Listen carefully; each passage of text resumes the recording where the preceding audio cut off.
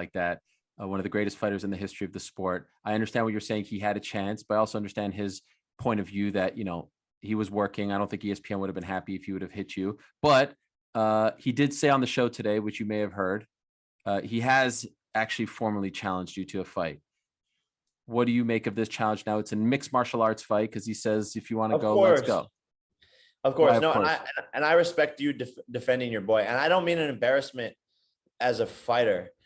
He's a Hall of Famer. I respect him as a fighter. What he's done for the sport is amazing. He's a great wrestler. He's a great striker. I've watched him multiple times. I don't mean an embarrassment that way. I mean an embarrassment like if you are going to say you're going to slap another man, you're going to threaten someone and say you're going to slap them when you see them. And then when you don't do that, that's embarrassing. He as a person isn't an embarrassment, but that's embarrassing. But of course, he's going to challenge me to a MMA fight. Of course, but I find it funny because he's challenging me to something I've never trained in. And he's trained boxing and striking and stand-up and has been in there with Stipe, John Jones. He lost those fights, but like he's been in there with the best of the best striking. So why not box? Oh, you want to go against me in something that I've never trained in before? Of course. That's like me finding someone off the streets, literally who has never boxed a day in their lives and being like, all right, come in here. I'm going to challenge him. What's the difference between that and you fighting Nate Robinson?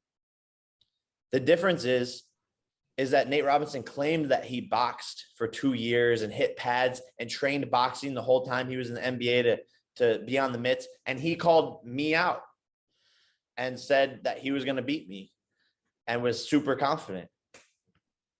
And I'm saying he didn't train. I mean, he had no experience. I know you only had one pro fight at that point. And obviously your experience isn't his experience. What he said today on the show was, look, if you want to put my name in your mouth, if you want to talk, if you want to call me names, fat boy, these things, let's fight. No limited skill set. Let's fight. Pretty much no holds barred, what MMA used to be. And I'll teach you a lesson is basically his stance. Of course. He's going to duck the boxing offer. And by the way, there's way more money in boxing. So we would make more money in a boxing match. And again, I'm a boxer. I never said that I will beat Daniel Cormier in an MMA fight. If he comes and boxes me, I will beat him.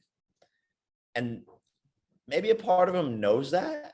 So which is why it's funny. Like, why would he not accept that offer? That if we fought, that would be the most amount of money that he will ever make in any of his fights by far. What do you think he would make for a fight like this? Like if you were to guess, what do you think this generates?